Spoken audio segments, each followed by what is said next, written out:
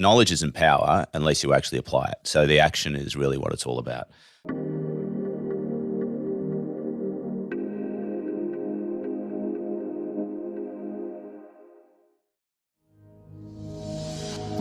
Hi there, welcome to Finding Space with Alex Tyson, the show that celebrates the everyday legends who put in the hard work to become who they want to be and live the life they want to live. For people who understand that when we practice compassion and find wisdom within ourselves, we find success and happiness. Join me in hearing amazing stories from everyday individuals who have found incredible personal and professional growth through varied and, at times, wild methods of self-improvement and self-responsibility, and through their unique perspectives and work, have gone on to better the lives of those around them. From nurturing health to growing your wealth, or enjoying the present to crafting your future, no aspect of life is off topic. G'day everyone. Question for you. What does leadership mean to you? What are the traits of a leader in your mind? What behaviors does a leader present? And what values and virtues do they possess and take action by in their life and in their workplace? These are the questions that we answer in today's podcast. Today, I'm speaking with Bruce Jones. Bruce Jones is the New Zealand General Manager for Found Space. One of Bruce's roles is implementing leadership throughout the Found Space team across Australia and New Zealand. Bruce started out leading teams from the early age of 21, graduating Dux of the Class at a leadership course endorsed by Monash University in Melbourne, Australia. Has grown a large team whilst growing A1 business fit-outs with his brother, and now works in a position of leadership at Found Space. In this conversation, we explore the behaviours of a leader and what true leadership is, and we discuss a feedback process to help with providing healthy feedback to others in the workplace or at home. This is a powerful conversation on how to step into more leadership in your life. There's some great stories. We have a good amount of fun in this podcast, and it's a really energizing conversation. And so I give you Bruce Jones. Bruce Jones, thank you so much for coming on the podcast. It's an absolute pleasure to have you here, mate. Alex, I am so excited. I think this is the first actual podcast I've recorded. You and I have done a webinar before, but so far as podcast concerned, this is the first actual podcast I've done. So I'm pumped to be here. It's good to have you here. I actually watched that webinar that we did the other day. Oh, really? Yeah.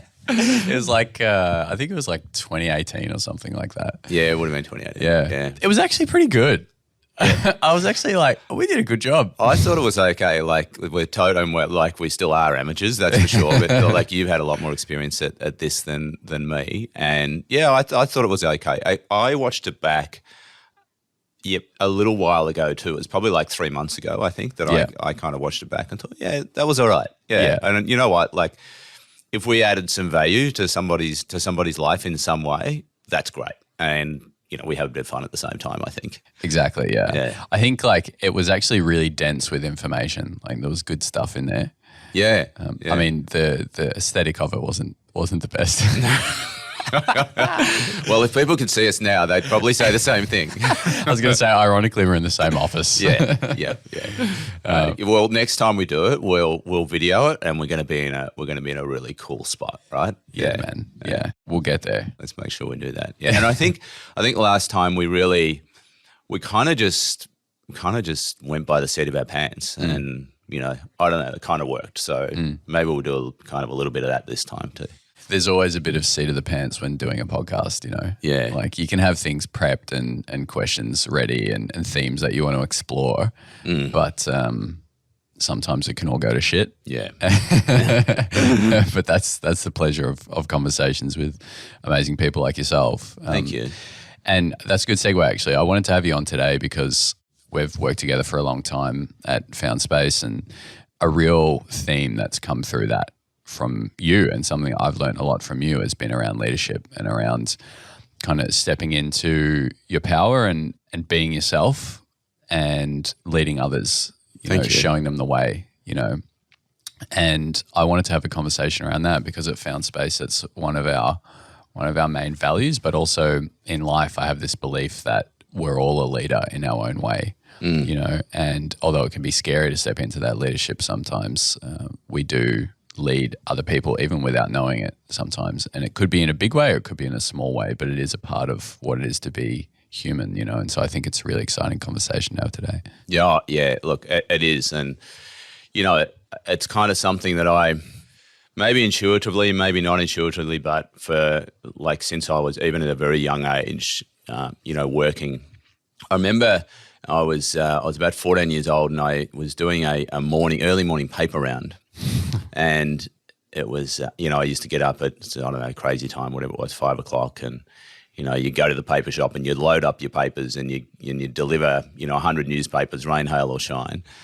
And there was a guy that used to count the newspapers for all, there was like 14 paper rounds or something, right? Right. And there was another guy working there that used to count all the papers and magazines for the sub-news agents. So, you know, back in the day they were called milk bars, right? And I thought, yeah, that'd be really cool because that guy doesn't have to go out in the pouring rain and he gets to work in the shop at the end of that part of the shift, right? Right. So I thought, how do I get that? So somehow, like, I knew I had to kind of step up, right? And I'd take on an extra round if need be, and that sort of, because that was another role of that person. They were kind of called the spare. So I kind of just jumped into that, and you know, that was my start of my kind of retail career, I think. But back then, even when I think about it, and you go back and connect the dots, you kind of go, I kind of maybe just knew that that was a good thing to do, and I've kind of let my intuition kind of lead me. I suppose that kind of gut feeling, like what's the next step, you know? Yeah, so kind of maybe jumped into leadership as soon as I felt it was kind of right for me. Yeah. The power of the gut feeling, huh?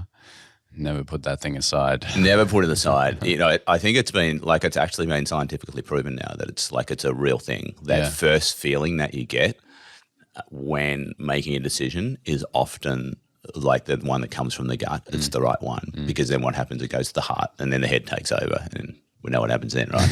Yeah, it all goes to shit. That's it. Yeah, that's really cool. So what I want to cover today is we've done some leadership sessions with our team here, and I wanted to share that with the Finding Space audience because I think it's a really cool little workshop, if you will, to go through.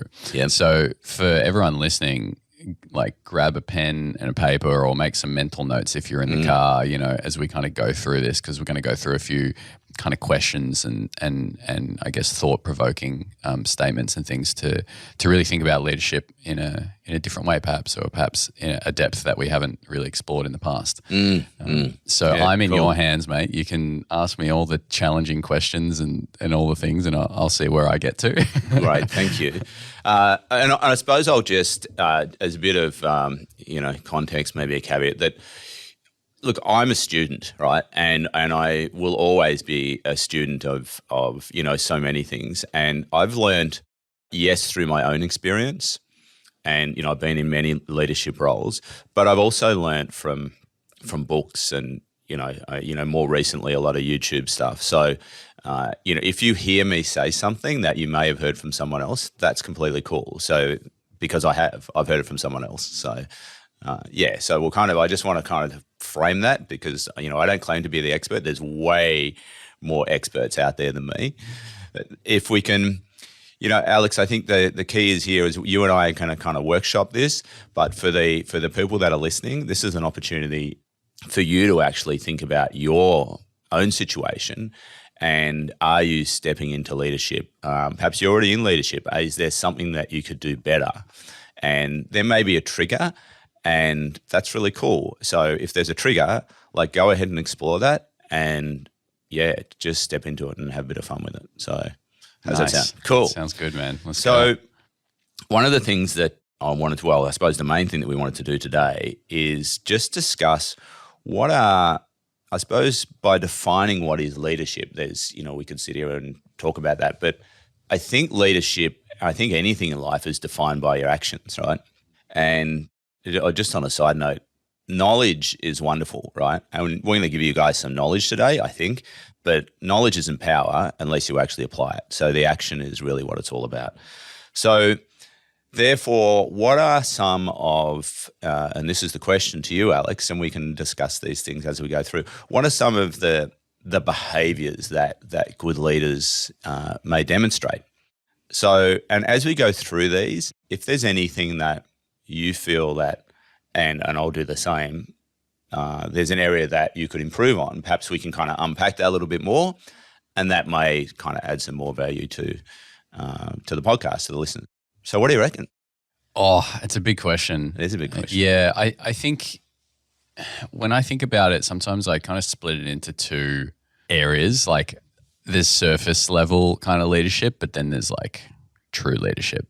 And maybe actually the surface level stuff therefore isn't leadership. I don't know. But when I think about it on a surface level, I think it's like listening to others and kind of knowing what the next step is perhaps, or the next move, or the direction, having a vision, these kind of things. But ultimately I actually think for me leadership is like being authentic, and it's being resilient and being open to change, and being okay with not knowing the way sometimes, because as a leader you can't always know the way forward, and being open about that, and I think it's been vulnerable more than ever.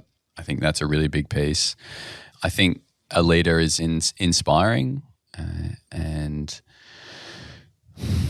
I think there's like within a leader, there's like this congruency within them. Like they have a set of virtues or values, whatever they might be, and they stick to them. And, there's a great book I read recently, which is June, which was made into a movie. And there's so much good stuff about leadership in there. And in one scene, the Atreides family were out looking at this thing which was being attacked. It's a long story. And anyway, in the past, the people who used to rule that place would say, forget about all of the people working on that vessel, save the vessel, because that's what's worth money and that's what's important. But in this instance, the Atreides family went down there and they said, no, forget about the vessel. We need to get all the people off it to save them. Forget about what it's worth. That doesn't matter. We need the people. They're our family. They're our tribe, And that to me is like a real sign of leadership. It's having a family. As a leader, you have people that you look after, or a bunch of people that are looking up to you, and it's doing what's best for the tribe in that sense, or the family. That to me is a really deep sense of leadership as well. Like valuing other people. In that case, it was people's life, but valuing other people in whatever sense it might be, in a work environment, like really working with the people on your team and those kind of things. So yeah, there's a few things there, but to me, those are some of the essences of a leader. One of the things that Simon Sinek, I think, says is that as, if you're in a leadership position in an organization, you don't have a head count, you have a heart count. Right. And that's kind of like what you were talking about there, right? Totally. Like that's what's important is you're dealing with people, and that what you said before, I really liked when you spoke about like being vulnerable and not pretending to know everything, like because you're not necessarily the smartest person in the room, right? And to actually, one of the things that I've learned over the years is when you are in a meeting with your team is to actually just sit back and just listen and let them say what they've got to say, and then ask the questions. And it may appear like it may be a dumb question. You don't have to be the smartest person in the room. You can just sit. People respect that. Like that's just one of the little things. And you also said before that you can't kind of buy that respect. You've just got to earn it. And you earn it by demonstrating those sort of behaviors, by, accepting that you're not the smartest person in the room all of the time. Some of the time you might be, but you're not necessarily all of the time. And it takes some maturity to do that. And it also takes, you've got to be sure about yourself, right? And you've got to be clear about who you are and where you want to go and, what it is that perhaps your purpose is. And once you've got that, all of these other things just kind of tend to come. And sometimes that can take a long time to really kind of grasp that. Like for me, I'm 55 years old, and I've been in basically leadership positions since the milk bars, mate. Well, yeah, since the milk bars. But I mean, I remember when I was working in retail, and I was made a manager of a store. I was the youngest ever manager. I was like 21. It was just before I turned 21, actually, and it was a reasonably. And I had, I think we turned over like $4 million a year in that store, which is that's a reasonable sized business, right? I mean, even today, that's not a bad sized business, right? And every single person in that store was older than what I was. Like there was one guy who was like 50, I think, and I had no idea what I was doing, Alex, honestly, because I had zero leadership training, right? The only thing that I knew, I remember when I was around that age, I read a book called How to Win Friends and Influence People. If you haven't read it, read it. Because that was probably the first kind of personal development book that I read, and it's such a powerful thing. And I applied some of the things that I like, because I mentioned before about knowledge, right? And the application of knowledge that's what's power. And I applied some of those, principles, I suppose, and values out of that book. And that's something that served me well with those older people, right? They were, like 20 years older than me, right? Most of the people that were working in that store. And that store was pumping. Like, I don't know how I did it, but I had that store pumping. And I think it was because I was not the smartest person. I was not the best salesperson in the room. I didn't know the products as well as what those are. I didn't know the systems as well as what the team did, right? But I was surrounded with some really cool people, and I just gave them space to be the best versions of themselves. And I think that kind of leads on to something else, doesn't it? Right? It does. Yeah. And it kind of worked. And, as I said, I didn't know what I was doing at the time, but when I go back now and reflect, I've gone, that's kind of what happened, right? Yeah. So it was fun. It was really good fun. Yeah. I mean, there's so much good stuff in there. And I think it's also the nature of a leader is having the awareness of that situation. Like you said, you were the youngest guy there. You had no experience, but it sounds like you had a belief that you could do it, and you had that awareness of like, okay, well, I can't just come in and try and be smarter or faster or better than these people, because they're just going to be like, well, who the fuck are you? Yeah, right. So you had to allow them to do what they do best as well as possible, and through that, therefore, you kind of become that person you become the leader for them, in that sense. Yeah, absolutely. Yeah, it's kind of, and anyway, and I went on from there, but I'm not going to go too much into mine. It's not about my story. It's about giving. So what other sort of behaviours do you think good leaders demonstrate, Alex? I think, and this is one I struggle with, I think a good leader has patience, like really take a while to make a decision, and then that's the decision, kind of well thought out and not rushing. I'm definitely could do with some improvement in that area. Do you think it's also patience in, like, when you're actually kind of dealing with someone, right? So you're dealing with one of your team, right? And whether, for those of you listening, whether it's one of your team or whether it's the person sitting next to you at the, in the workstations, wherever it is that you work, or the person working next to you in the shop, whatever it might be, like you get in that situation and you need something done, and you might know how to do it yourself, but you actually want to empower that person next to you or that team member to like come up with the solution themselves, right? Because that next time that you don't have to worry about it, because they're going to do it, right? Whereas if you just say to them, okay, this is what we want to do, this is how you do it, go and do it, right? You're probably going to have to repeat that process again and again and again. Whereas if you get the person to come up with the solution themselves, A, they feel empowered, right? And, B, they're just going to automatically do it again the next time, you would hope.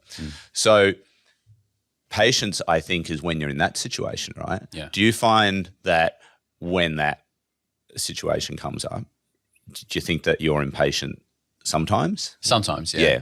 Yeah. How do you kind of deal with that? because it can be very easy for the other person to see that you are being impatient, right? That's true. Yeah. Yeah. How do I deal with that? Look, it's a good question. I think when I'm at my best, I have that patience, you know, and when I'm less stressed and I've done the work to be in a good headspace, then I'm cool. You know, it's all good. But yeah, sometimes when I'm not in the best headspace or I'm a bit stressed out, I have a tendency to go back to just telling them how to do it or just doing it myself. Or just doing it yourself. Yeah. Which is a real unconscious kind of patterning of mine. Yeah. Although I've just brought it into consciousness. There you go. So yeah, I find if I've done kind of my own work and I'm in a good space, then I'm all right. Yeah. It's just something to be aware of. I know that that's one area that I can be better at, you know? Yeah. I think that awareness is really cool. And so maybe that then kind of leads on to, so if you're feeling that you're perhaps not in the right headspace to be kind of dealing with that particular situation in that way, perhaps you're better off not, right? Perhaps you're better off, you might only have to leave it for half an hour, or you might have to leave it for a day, or you might have to leave it for a week. I realize there's urgency and things have to get done, and and sometimes leaders have to take charge too, right? That's the other thing that leaders have to do, right? Yeah. But if you're not kind of just being, like autocratic all the time, that's completely fine, right? So it's again, that's self-awareness, isn't it? It's so important. This episode is brought to you by Found Space. We are now open in Australia and New Zealand. Ready to make a change? Looking for infrared sauna? Make your home a place of wellness to live a longer and healthier life. Head to foundspace.com.au or foundspace.co.nz to learn more. Spent a bit of time listening to Craig Harper, the U Project. Harps. Good old Harps. And Shout out to Craig. Should we just drop a few F-bombs in here? Oh, fuck yeah. He loves the F-bomb. He does. And so he's doing a PhD in, and I'll probably fuck this up, but it's a PhD in what, as a human, am I like to actually be around? How are people feeling in my presence right now? And that's a really cool PhD, right? Yeah. So it's having that level of awareness, which can really serve you well. What are some of the things that, if you're not in that space of that awareness, what are some of the things, or one of the things that you might do to kind of bring you back into that space, Alex? Ooh, good one. Well, at the moment, one thing that I'm practicing more and more is actually, when I notice I'm in that space, is to just actually go and sit in silence for a few minutes, right? Yeah. Because when I'm not in that space, when I'm in that bad kind of headspace, typically I'm in fight or flight. Like, my nervous system is activated, I'm tense. There's a lot of stuff going through my head. So just like taking a few minutes in silence is helpful. And I'm even trying to do that more and more through my day. We're in a world of Zoom meetings and online meetings a lot right now. Yeah.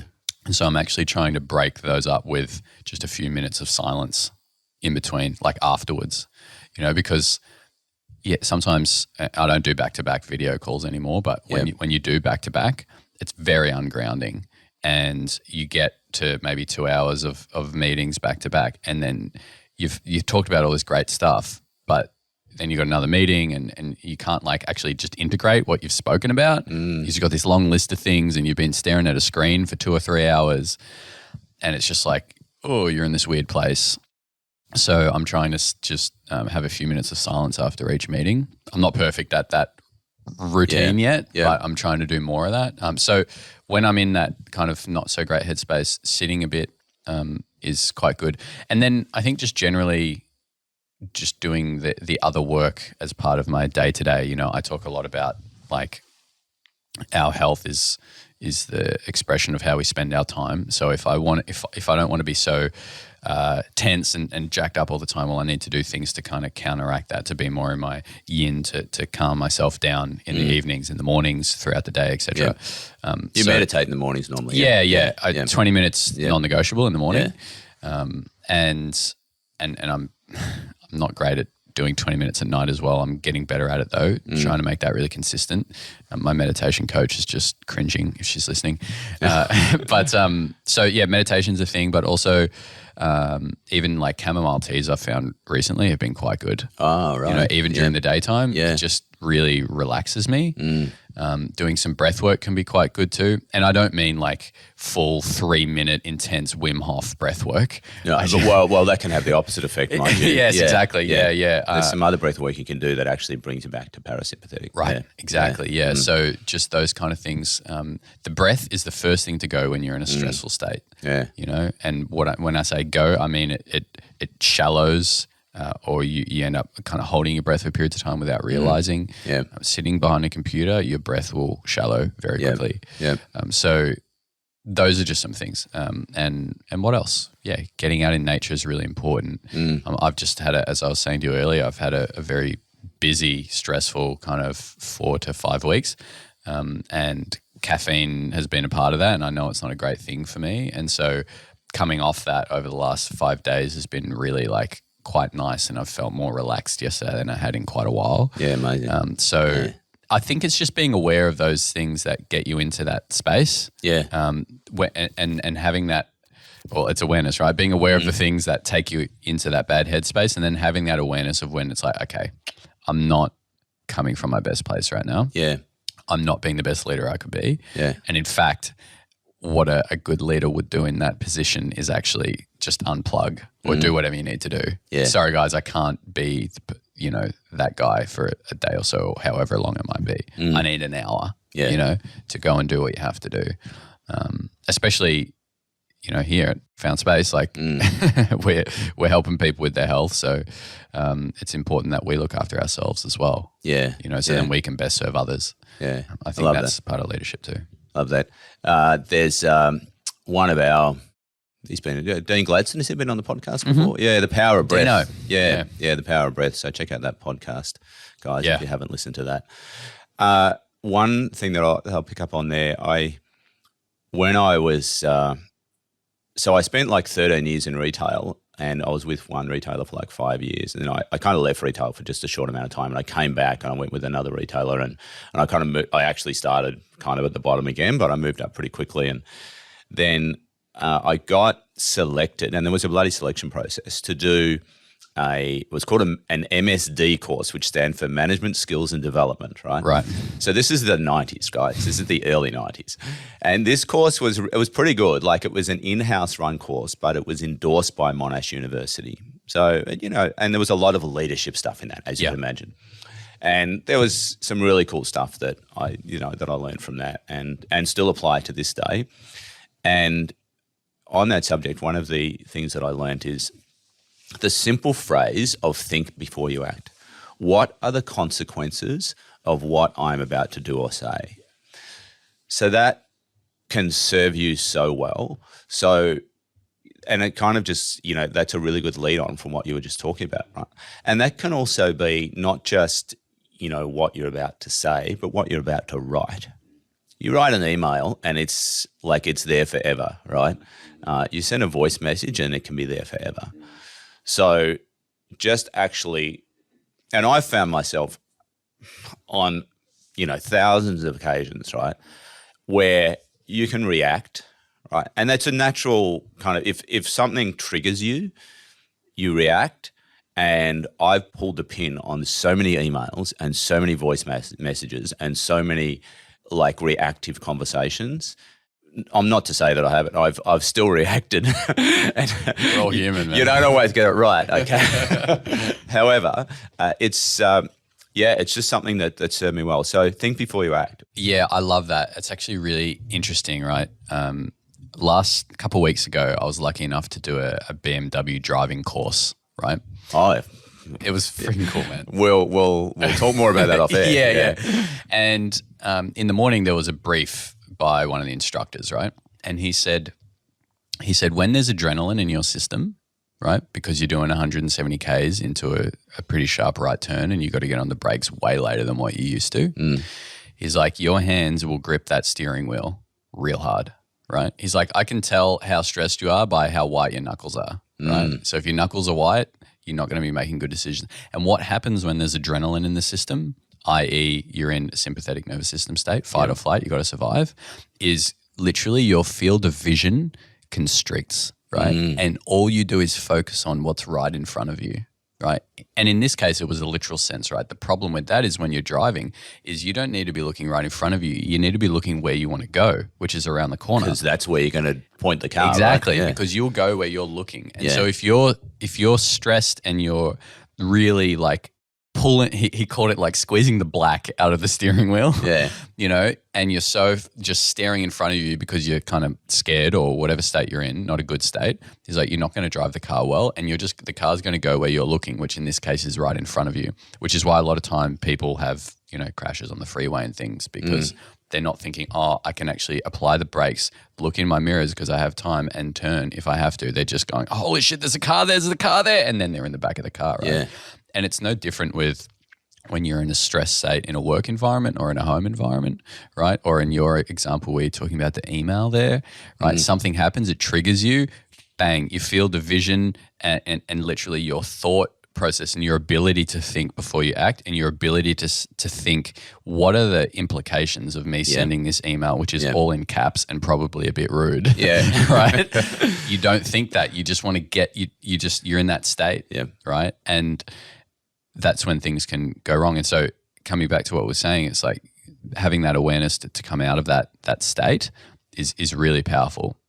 And, you know, kind of a really good trait of a good leader because you can, right, I probably don't need to send this email right now. I can probably come back to this and I'll probably have a different view on it.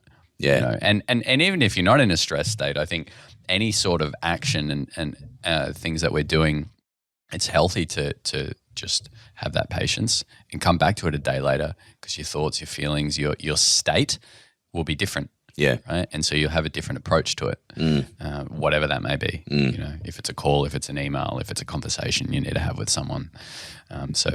Yeah. Love it.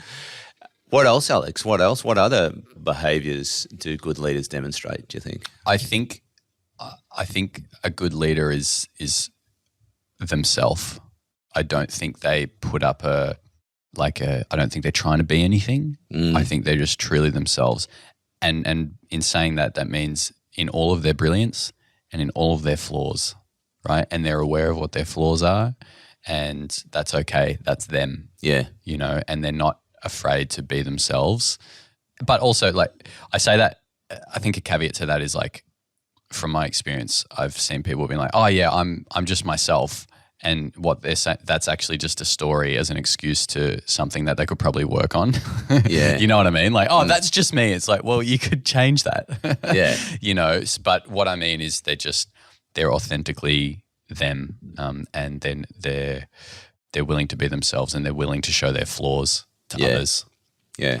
I think that's another good thing. Yeah. What else? I don't know. Have you got some things? You help me out here, mate. Oh, sure. I'll try.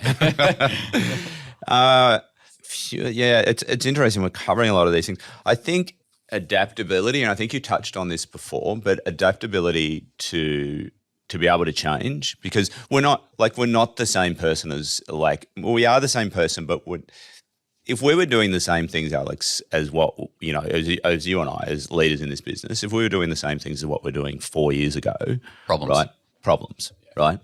So you've got to be adapted, because I tell you, there's one thing that's certain in life, it's change, right? So if you don't change, and it's not about like flipping like 360 degrees, right? It's about, well, it's 180 actually, isn't it? Because that's going the other way. Yeah. It's not about that. It's about like being aware of the need to kind of grow and develop, right? And that's what I mean by being adaptable, right? But also being able to kind of, it gets back to that awareness. Like, you got to be able to, sometimes you have to be able to kind of just suddenly kind of pivot, right? Because of situations that occur. I think that's really important. One of the things that I'm super passionate about in the workplace, and this is something that we've been working on at FoundSpace, is actually like catching people doing something right. So the natural kind of human instinct seems to be to catch people to doing something wrong, effectively, where you have to correct behaviour, right? And yes, there are times when you have to correct behaviour. However, isn't it more important to focus on the good behaviour that people are demonstrating, right? Because, Alex, as I think you've mentioned in the podcast before, what we focus on Expands. So that is something that can be super powerful. And now, whether you're someone that's in a leadership position or not, right? Like the person that's sitting or standing or working next to you, if they're doing something good, right? Like tell them they're doing something good, right?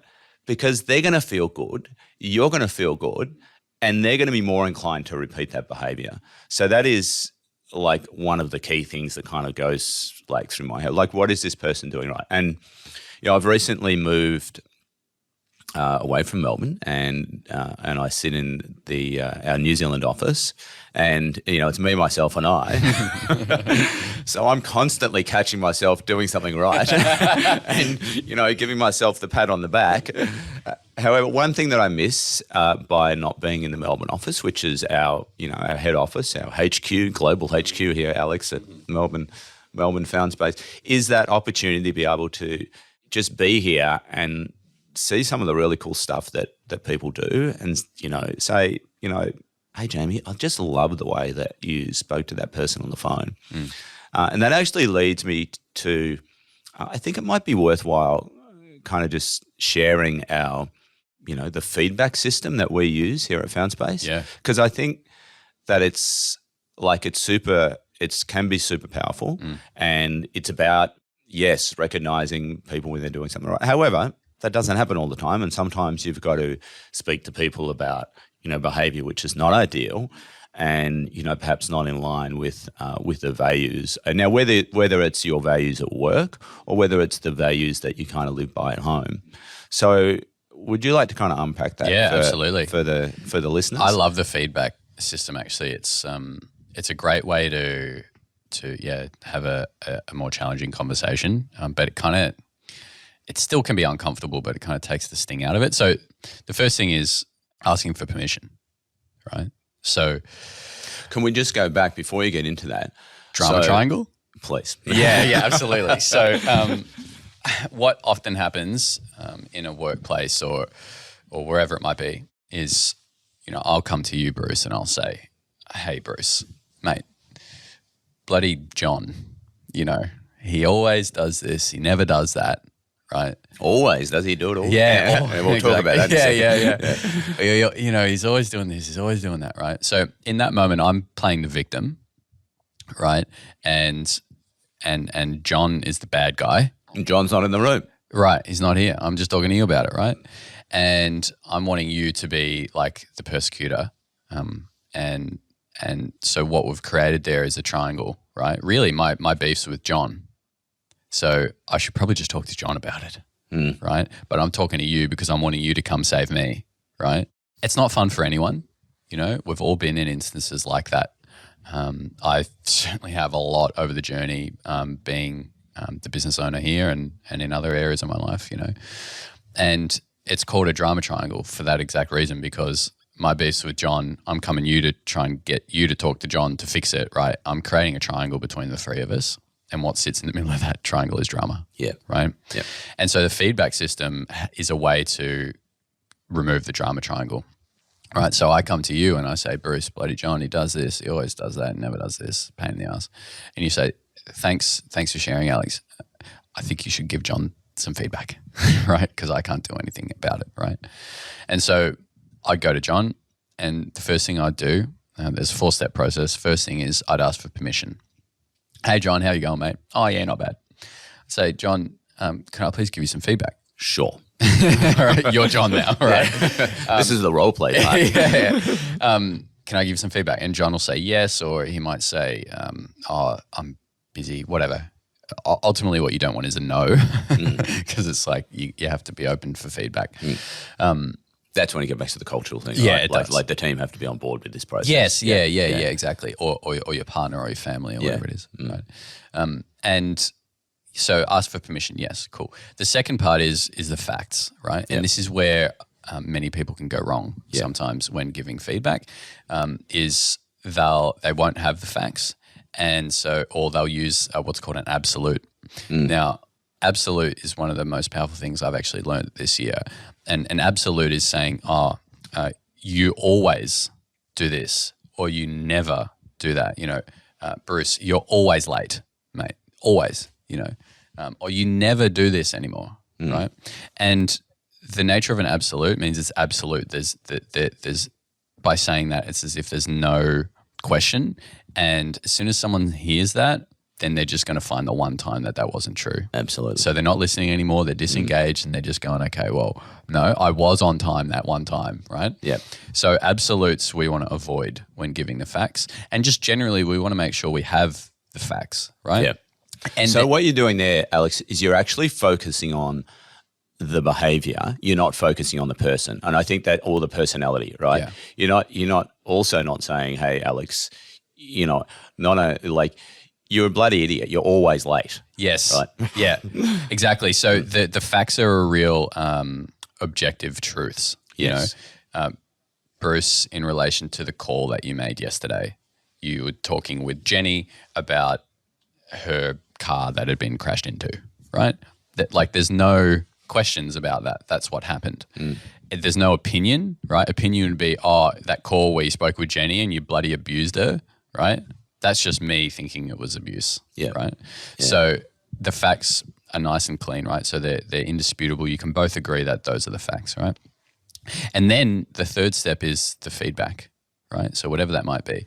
And the feedback, one of the great ways to give it is in alignment with, maybe in a business, like I said, of values that you have that sit across the business, right? So if I heard you talking to Jenny and let's say you just kind of said, Jenny, you know, your car's been crashed into.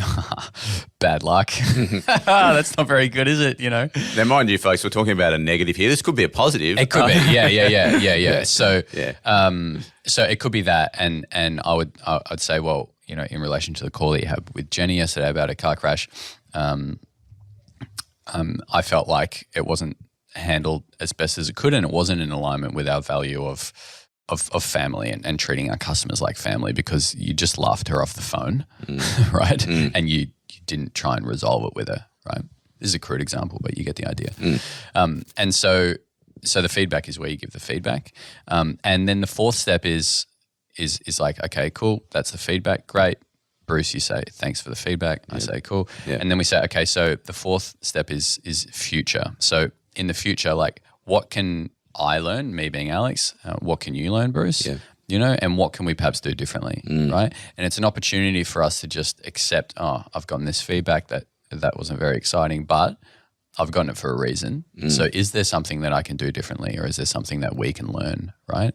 And it might be I can learn that we need to do more training on how to handle those customers. Or it might be, say it was some good feedback, right? Bruce, you had that conversation with Jenny. I said it was amazing. You really cared for her and looked after her.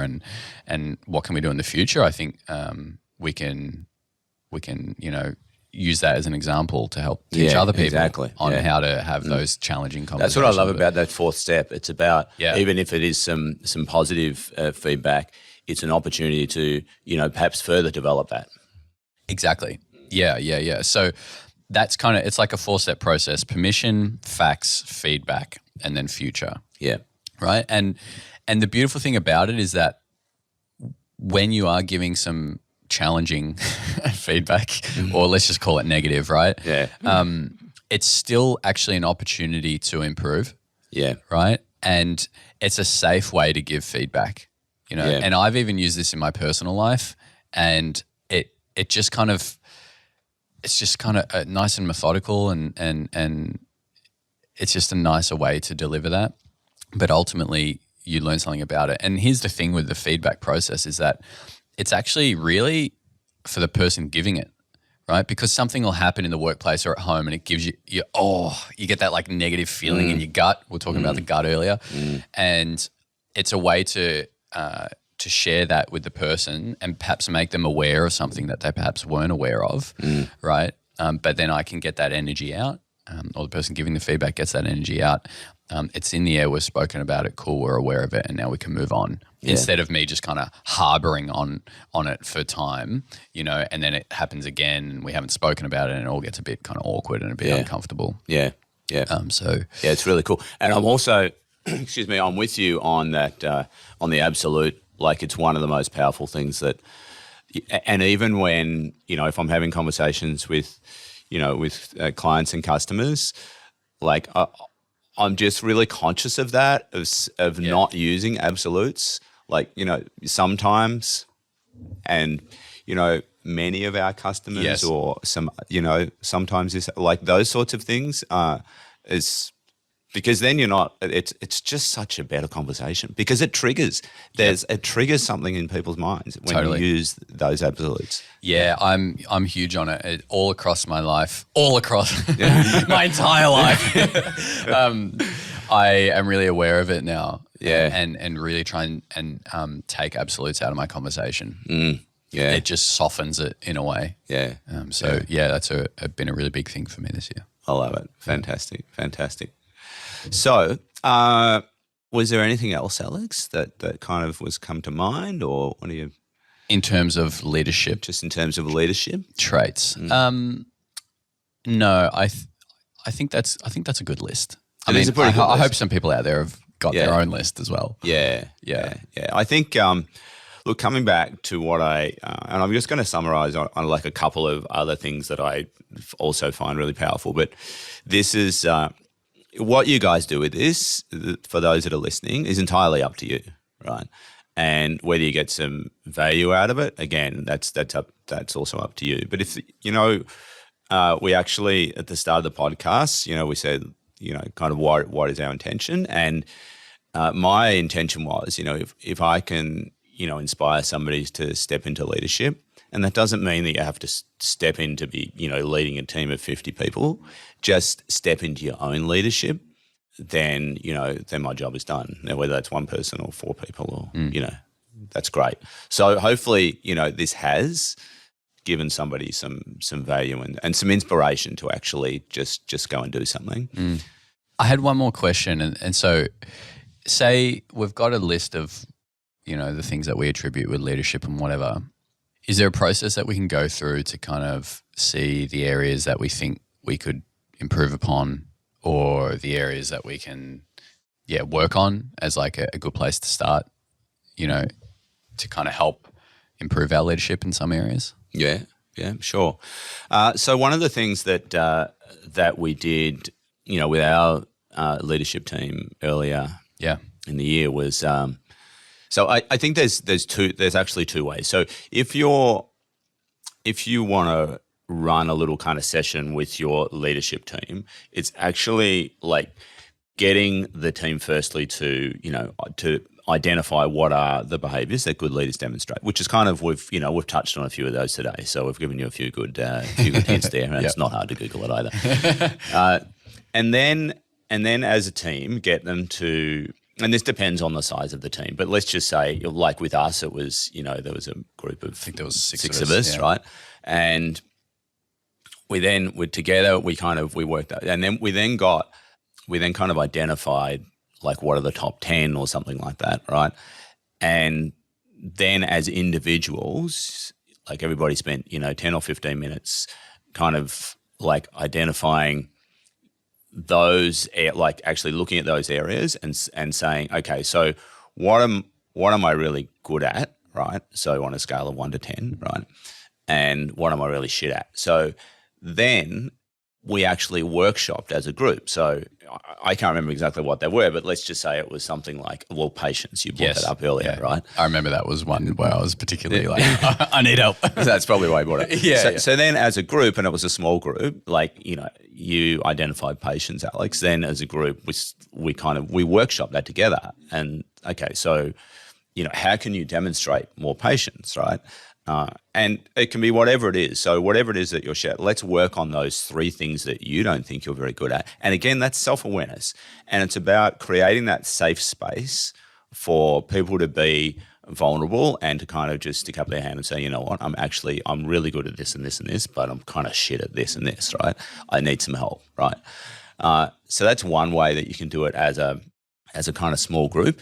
If there was more of, if you had a larger group of leaders, you would kind of split them off into, kind of groups of, perhaps 3 or 4 or something to kind of workshop those things themselves and then just come back and, perhaps kind of summarize what they kind of worked on.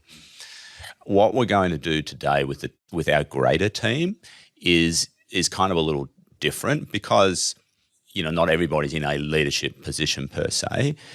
However, as we spoke about at the start, being able to kind of lead yourself is, that's where, personal development comes from, right?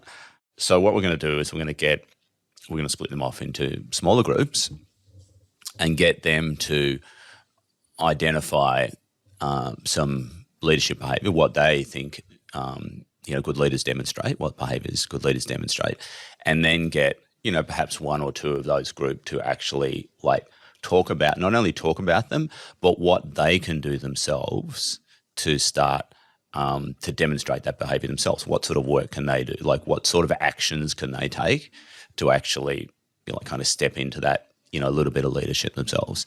So I'm really looking forward to that. It's going to be a fun little exercise. There's how many of us, Alex? I don't know. It'll be like 20 in the group 20, or something. Yeah, 19, 20. Yeah. 10 or 20. That's a big 19 or 20. 19 or 20, yeah. So that's, I think, one way that you can do it. And that's, look, you know what? I don't think it's a hard thing to do. Right, you need to do a bit of for the person facilitating that session, you need to do a little bit of research yourself. So you've got an understanding, right? You're going to need to help perhaps prompt people to come up with some of these behaviors, right? There's a whole bunch of things I could just read through right now, right? So yeah, and I think that'll be a kind of fun exercise. Yeah, I love that. And what I love about that as well is it can be in the workplace, but it can also be at home with a family. Yeah. And the real nugget there is when everyone has that moment of self-reflection and says, these are the areas of leadership and just general traits and values and virtues that I excel in, but these are the ones that I could do with some help in. It's really I don't know, I find it a real compassionate moment because you see, you share it with the people in your group and you see they feel like they struggle with that. I struggle with that too, right? Or they struggle with that. I don't struggle with that. But now that I know that, I can have a bit more compassion for them when they're struggling with that in life. You know, it's that's something that they're working on. And I love that. I think that's so powerful because it's a real honest, it's vulnerability, right? They're saying, hey, this is something I'm not good at, and then you can actually see that. And I remember when we did the session earlier in the year and a few of us had put down one thing and we're like, oh, you struggle with that too, right? Yeah. Cool. Yeah. I'm not going to be so hard on myself and I won't be hard on you when that thing's happening, It's really quite a powerful exercise. Yeah. So anyway, that's one or a couple of ways that you can, and you get it. And it's also there's so much knowledge out there, guys. So I think any personal development book, you can't really go wrong, right? Whatever it is, there's just so many out there.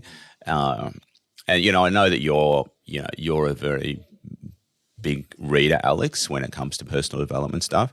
And I'm kind of more of a big listener now. I used to be a big reader of personal development stuff, but I'm more of a big listener. It doesn't matter how you get it. Use your time wisely. Now, many of us, may be listening to this podcast in the car and, you're spending... Well, we've gone over 45 minutes now, so everyone's switched off. Oh, shit. We weren't too sure how long this was going to go for at the start. And Alex said, 30, maybe 45 minutes. So, yeah, I said, yeah. Anyway. It's been good. But it has been fun, right? Yeah. But use that time, right? Use the time in your car, to listen to, there's so much stuff out there.